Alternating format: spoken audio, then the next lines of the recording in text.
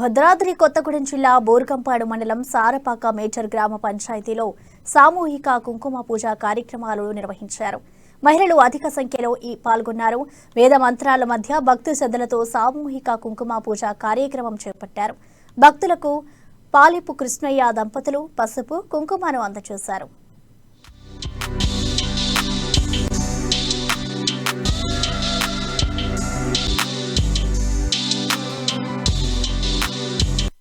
తెలంగాణ బతుకమ్మ పండగ ఇది.